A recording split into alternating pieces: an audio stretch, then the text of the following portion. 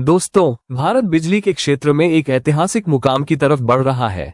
Central electricity authority यानी सा की नई रिपोर्ट के मुताबिक भारत 2034-35 तक 1 टेरावाट यानी 1000 गीगावाट की इंस्टॉल्ड पावर कैपेसिटी को पार कर देगा। फाया अभी देश की बिजली क्षमता लगभग 505 गीगावाट है और अगले 10 सालों में ये दोगुनी हो जाएगी। सा ने 2034-35 तक की नेशनल इलेक्ट्रिसिटी प्लान (NEP) और 2070 तक की ईयर वाइज डिमांड प्रोजेक्शंस तैयार की है और ये प्लान जल्द ही नीति आयोग को सौंपा जाएगा।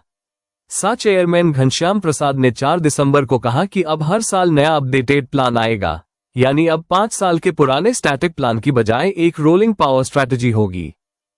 2034-35 तक क्या क्या होगा?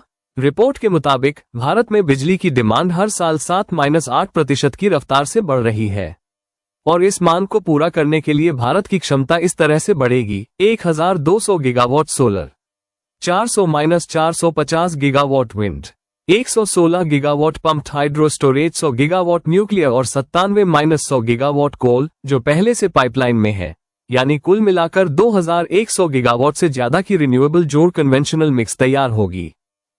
सा ने इंडस्ट्री से कहा है कि वो ट्रांसफार्मर, रिएक्टर और अन्य ग्रिड उपकरण को स्टैंडर्डाइज करके रेडी टू यूज बनाएं, ताकि 12-14 महीने का वेटिंग टाइम खत्म हो और सोलर, विंड प्रोजेक्ट्स को तेजी से ग्रिड से जोड़ा जा सके।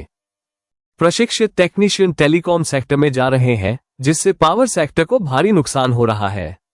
पावर ग्रिड कॉर्पोरेशन ने 5 ट्रेनिंग इंस्टीट्यूट खोले हैं और 3 और बन रहे हैं।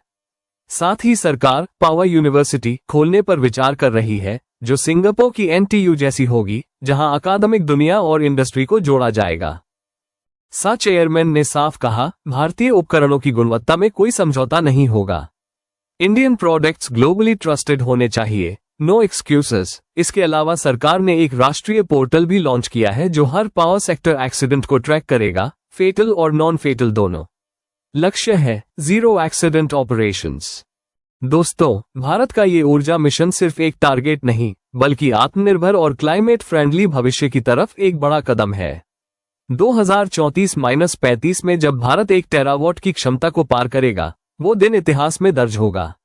अगर आपको लगता है कि ये खबर देश के हर जागरूक नागरिक तक पहुंचनी चाहिए, तो इस वीडियो को लाइक, शेयर और चैनल को सब्सक्राइब जरूर करें।